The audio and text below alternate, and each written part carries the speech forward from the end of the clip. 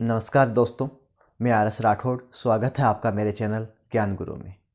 आज हम संस्कृत विषय का एक बहुत ही दिलचस्प जो बिंदु है उसको शुरू करने जा रहे हैं और ये हमारा टॉपिक है आज का प्रत्यय। जिस प्रकार उपसर्ग किसी भी शब्द या धातु के आगे जुड़कर उसके अर्थ में बदलाव करते हैं, ठीक उसी प्रकार जो प्रत्यय होते हैं वे शब्द या धातु के पीछे जुड़ के उसके अर्थ में पूरी तरह से या आंशिक जो परिवर्तन है वो कर देते हैं। सबसे पहले पूछा जाता है कि आखिर प्रत्यय है क्या। प्रत्यय का जो प्रयोग होता है वो धातु या शब्दों के बाद में किया जाता है, इस चीज़ को याद रखना जरूरी है। उपसर्ग का प्रयोग शब्द या धातु के पहले होता है, वहीं जो प्रत्यय होता है इसका प्रयोग धातु या शब्द के बाद में यानी उसके अंत में किया जाता है। अर्थात जो प्रत्यय होते हैं वो धातु या जो शब्द हैं उसके पीछे लगते हैं और उसके अर्थ में कोई बदलाव जो है वो कर देते हैं। सामान्य रूप से दोस्तों जो प्रत्यय होते हैं वो इनके तीन प्रकार होते हैं। ये तीन प्रकार होते हैं इनके: कृत प्रत्यय, तद्धित प्रत्यय और स्त्री प्रत्यय। जो कृत प्रत्यय होते हैं वो धातुओं के पीछे लगते हैं। अब धातु, कई बच्चे ऐसे होते हैं जिनको धातु शब्द आते वो ये कंफ्यूज हो जाते हैं कि ये धातु क्या है। जिस प्रकार अंग्रेजी में वर्ब होती है ठीक उसी प्रकार संस्कृत में उसको धातु बोलते हैं। जिस प्रकार अंग्रेजी में READ रीड यानी पढ़ना, प्ले यानी खेलना, कम यानी आना, गो यानी जाना, ठीक इसी प्रकार संस्कृत में भी जैसे गम यानी जाना, क्रीड यानी खेलना, लिख यानी लिखना, इस प्रकार संस्कृत में जो धातु होती है वो एक तरीके से क्रिया होती है और क्रिया का अर्थ होता है किसी कार्य के होने का जो है वो हमें ज्ञान करवाती है। तो प्रत्यय का जो पहला प्रकार है कृत प्रत्यय, ये कृत प्रत्यय वो प्रत्यय होते हैं दोस्तों जो धातुओं के पीछे लगते हैं, किसी धातु के अंत में जो जुड़ते हैं वो कृत प्रत्यय होते हैं। दूसरा रूप है तद्धित प्रत्यय, ऐसे प्रत्यय जो शब्दों के पीछे लगते हैं। अब कई बच्चे जो कक्षा 10 और 12 तक आ चुके हैं उन बच्चों को अभी शब्द की परिभाषा नहीं पता। मित्रों, शब्द का अर्थ है कि जहां दो या दो से अधिक वर्ण मिले, दो या दो से अधिक वर्ण मिले, और मिले भी तो कैसे मिले मित्रों? दो या दो से अधिक वर्ण जब मिले तो मिले भी ऐसे कि सार्थक मिले, अर्थात जिन दो वर्णों का मिलन सार्थक हो। सार्थक शब्द का अर्थ है कि दो वर्णों के मिलने से एक सही अर्थ अगर आ रहा है तो वो शब्द है। तो हमारे जो दूसरे प्रकार के जो तद्धित प्रत्यय होते हैं ये शब्दों के पीछे लगते हैं, धातुओं के पीछे नहीं, ये शब्दों के पीछे लगते हैं। और तीसरे प्रकार के जो हमारे स्त्री प्रत्यय होते हैं ये पुल्लिंग शब्दों को स्त्रीलिंग में बदलने का जो काम है वो करते हैं। अब हम शुरू कर रहे हैं। हमारा पहला जो प्रत्ययों का प्रकार है कृत प्रत्यय, ऐसे प्रत्यय जो धातुओं के पीछे लगते हैं। और हमारा पहला कृत प्रत्यय है, बहुत ही सरल सा प्रत्यय है मित्रों, कत्वा प्रत्यय। कत्वा प्रत्यय, इस प्रत्यय का कई बार ये सामान्य रूप से प्रश्न पूछा जाता है कि कत्वा प्रत्यय जो है उसका शेष क्या रहता है। सामान्य रूप से जो कत्वा प्रत्यय है उसका त्वा शेष रहता है, अर्थात ये जो त्वा शब्द होता है यही धातुओं के पीछे आपको कहीं ना कहीं जो लगा हुआ दिखाई देता है।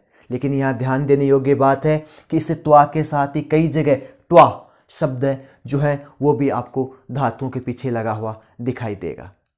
उदाहरण के लिए देखिए, हमने यहाँ पहले धातुएं रखी है, पठ यानी पढ़ना, गम यानी जाना, खाद खाना, पृच्छ पूछना, और इसके बाद हम क्रमशः जो है कत्वा प्रत्यय का जो प्रयोग है वो इनके साथ करेंगे। और यहाँ पट धातु में कत्वा प्रत्यय जब लगता है दोस्तों तो इनके संयोग से जो है पठित्वा शब्द जो है वो बनता है। आपको एक बात यहाँ ध्यान देने योग्य है कि कत्वा प्रत्यय का जो सामान्य रूप से जो हिंदी अर्थ होता है वो कर या करके, किसी कार्य को कर या करके। आप ये जानते होंगे कि अगर वाक्य में दो क्रियाएं हैं और एक क्रिया समाप्त हो चुकी है और उसके बाद दूसरी क्रिया जब शुरू हो रही है, मेरे कहने का मतलब कि राम पढ़ कर सो गया, तो यहाँ जो कत्वा प्रत्यय का जो प्रयोग है वो भूतकालिक क्रिया में कई जगह पूछा जाता है कि कत्वा प्रत्यय का जो प्रयोग है वो किस क्रिया में होता है। कत्वा प्रत्यय का जो प्रयोग है वो भूतकालिक क्रिया में होता है। भूतकालिक क्रिया का मतलब होता है कि जब वाक्य में दो क्रियाएं हो और जो क्रिया समाप्त हो चुकी हो वो भूतकालिक क्रिया होती है। किसी भी वाक्य में जो क्रिया समाप्त हो चुकी है और उसके बाद कोई दूसरी क्रिया जब शुरू हो रही है तो जो समाप्त हो चुकी जो क्रिया होती है वो भूतकालिक क्रिया कहलाती है। और कत्वा प्रत्यय का प्रयोग जो है वो भी इस भूतकालिक क्रिया में होता है। राम पढ़कर सो गया, तो राम ने पहली क्रिया की कि वह पढ़कर, और उसके बाद वो सोया है, तो पहली क्रिया थी पढ़कर सो गया। तो यहाँ जो पढ़कर अर्थात कर या करके का जो हिंदी भाव होता है उसमें कत्वा प्रत्यय का प्रयोग किया जाता है। देखिए, पठ धातु कत्वा प्रत्यय शब्द बनता है पठित्वा अर्थात पढ़कर या पढ़कर के। इसी प्रकार गम धातु जाना कत्वा प्रत्यय हमने प्रयोग लिया और हमारा जो शब्द है वो निष्पन्न होता है गत्वा। गत्वा का अर्थ होता है मित्रों जाकर या जाकर के। इसी प्रकार हमने धातु ली खाद्य धातु खाना। जिस प्रकार आपके अंग्रेजी भाषा में इट का प्रयोग करते हैं ठीक उसी प्रकार संस्कृत में खाद्य धातु अर्थात खाना। खाद्य धातु के साथ हमने कत्वा प्रत्यय का प्रयोग किया और शब्द निष्पन्न होता है मित्रों खादित्वा। और खादित्वा शब्द का अर्थ हो जाएगा खाकर या खा करके। और इसी प्रकार मैंने कहा इसका ट्वा भी कई जगह जो है वो धातुओं के पीछे लगता है। हमने धातु ली पृच्छ यानी पूछना। इस पूछना का मतलब देखिए मित्रों, एक होता है पूछना, एक होता है पहुंचना और एक होता है पहुंचना। इन तीनों का फर्क है। पूछना मतलब अंग्रेजी का जो आपका आस्क होता है, किसी से कुछ चीज़ पूछते हैं हम। तो हमने पृच्छ धातु ली और पृच्छ में हमने कत्वा प्रत्यय लगाया। हमारा जो शब्द है निष्पन्न होता है पृष्ठवा। यहाँ पृष्ठतवा नहीं होगा या पृष्ठवा होगा और इसका अर्थ होगा पूछकर या पूछकर के दोस्तों। इसी प्रकार हम बहुत सारे जो अन्य शब्द हैं वो हम बना सकते हैं। अगर हम हस धातु का प्रयोग करें, हस से हंसना, तो हसित्वा हमारा हो सकता है। बहुत सारे अन्य जो आप धातुओं के साथ इसका प्रयोग आसानी से कर सकते हैं। दृश्य धातु अर्थात देखना, दृष्टवा हो जाएगा उसका मित्रों। अगला प्रत्यय हमारा कृत का ही अगला भाग है लेप प्रत्यय।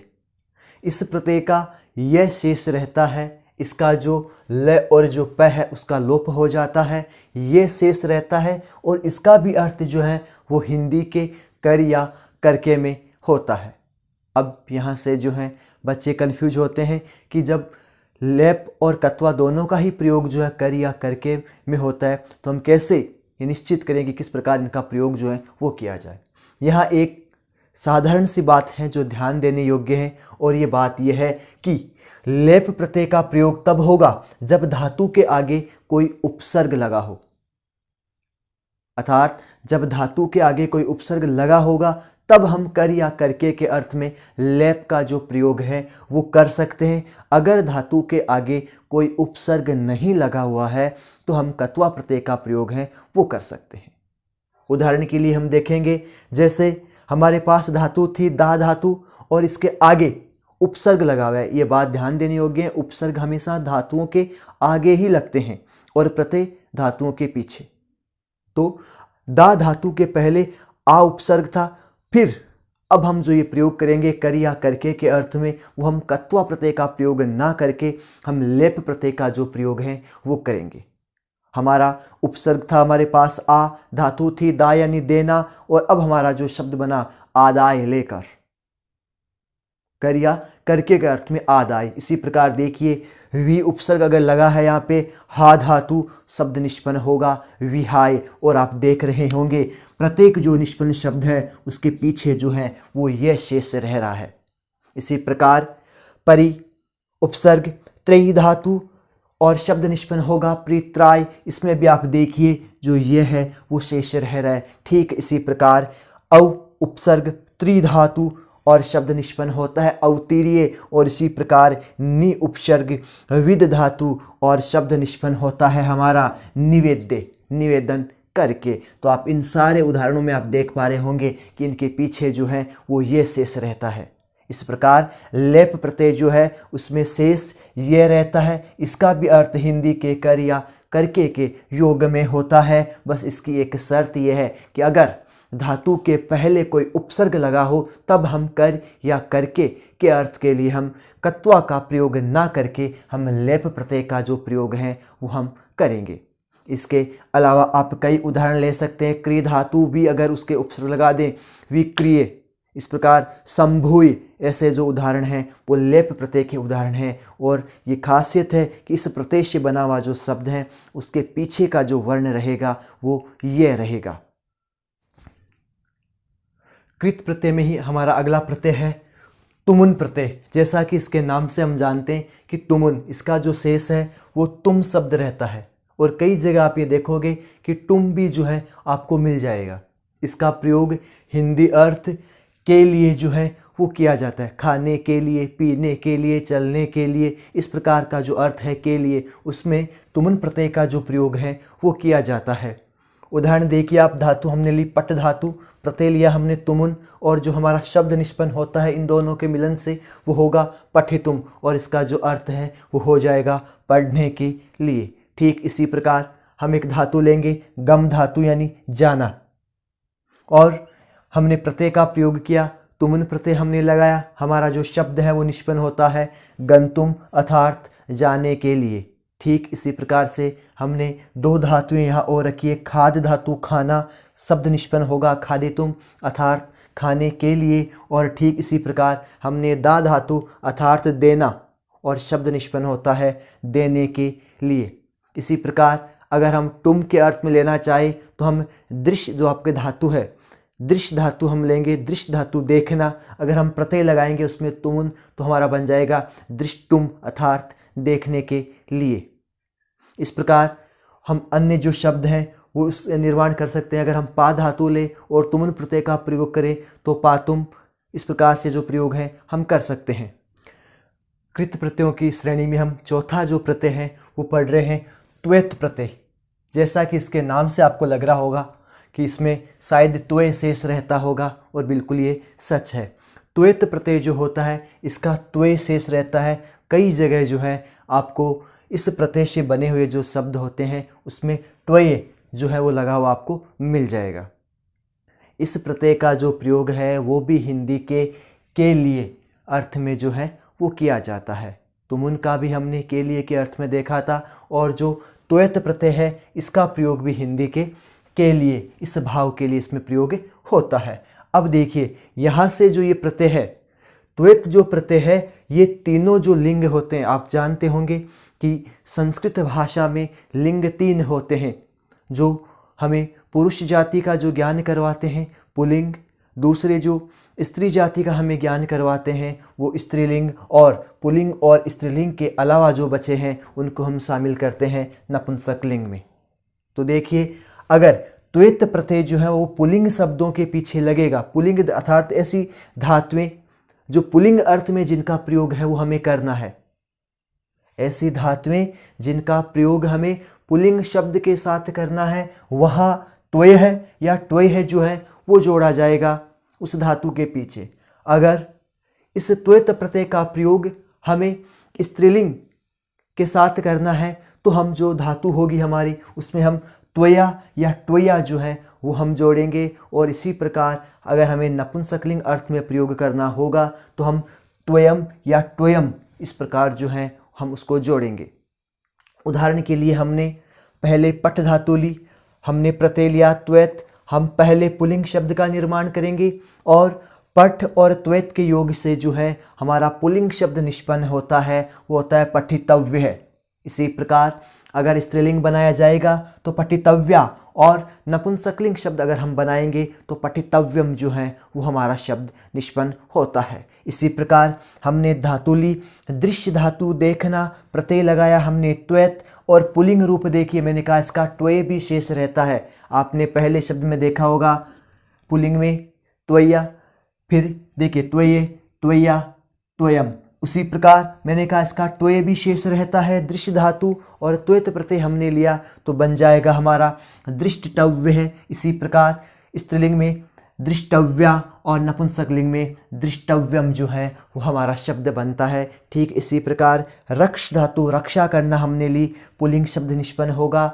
रक्षितव्य स्त्रीलिंग शब्द निष्पन्न हो जाएगा। रक्षितव्या और नपुंसकलिंग जो शब्द है हमारा वो निष्पन्न हो जाएगा रक्षितव्यम। तो इस जो प्रत्यय की पहचान है कि इस प्रत्यय से बने हुए जो शब्द होते हैं उनके पीछे या तो त्वय या फिर आपको ट्वय जो है वो देखने को मिल जाएगा। लेकिन यहाँ ध्यान देने योग्य बात है कि अगर पुल्लिंग शब्द होंगे तो आपको त्वय या ट्वय मिलेगा, अगर स्त्रीलिंग होगा तो आपको त्वया या ट्वया मिलेगा, और नपुंसकलिंग होगा तो आपको त्वयम या ट्वयम मिल जाएगा। अंतिम धातु देखिए आप, हमारी दा धातु हमने ली है, दा धातु देना, पुल्लिंग रूप निष्पन्न होता है दातव्य, स्त्रीलिंग बन जाएगा दातव्या, और उसी प्रकार जो नपुंसकलिंग है रूप है हमारा वो बन जाएगा दातव्यम। हमारा अगला प्रत्यय है अब अनियर प्रत्यय। इसके नाम से आप देख रहे होंगे अनियर, इसका जो र है, अनियर प्रत्यय का जो र है, इस र का लोप हो जाता है और इसका अनीय शेष रहता है। और हिंदी का जो अर्थ है वो चाहिए या के योग्य, जैसे पढ़ना चाहिए या पढ़ने के योग्य, खाना चाहिए या खाने के योग्य। हिंदी के चाहिए या योग्य के अर्थ में जो है वो अनियर प्रत्यय का जो प्रयोग है वो किया जाता है। इसका शेष जो है वो अनीय रहता है और इस प्रत्यय से बने हुए जो शब्द हैं उनके पीछे आपको जो है वो अनीय लगा हुआ आपको दिखाई देगा। यह प्रत्यय भी तीनों लिंगों को प्रभावित करता है। आप जानते हैं संस्कृत के तीनों लिंग पुल्लिंग, स्त्रीलिंग और नपुंसकलिंग। पुल्लिंग जो शब्द होंगे उनके पीछे अगर अनियर प्रत्यय लगेगा तो उसमें अनिह आपको मिलेगा। अगर स्त्रीलिंग प्रत्ययों के शब्दों के या धातुओं के पीछे लगेगा तो आपको अनिया मिलेगा। और वहीं अगर नपुंसकलिंग के योग में अगर हम अनियर प्रत्यय का प्रयोग करेंगे तो आपको वहाँ अनियम जो है वो इससे बने हुए जो शब्द हैं उनमें आपको दिखाई देगा।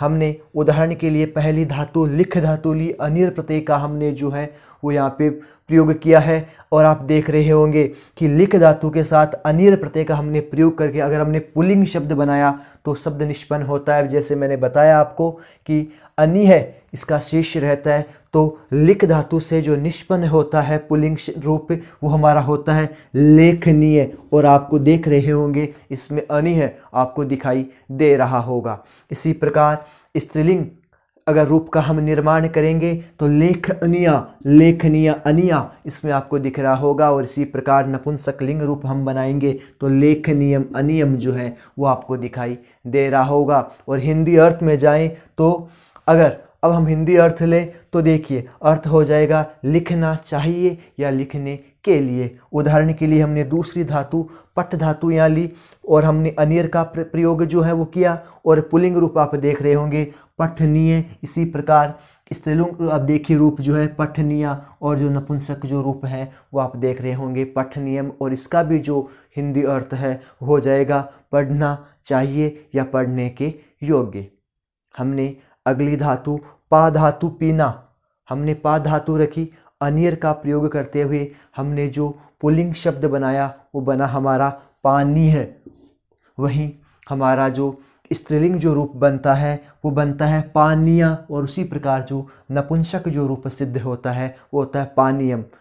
अगली धातु हमने जी धातु जीतना रखा, देख पा रहे होंगे जैनी है, जैनिया, जैनियम, सारे जो शब्द बनते हैं उसमें आपको क्रमशः अनि है, अनिया और अनियम जो है वो आपको दिखाई दे रहे होंगे।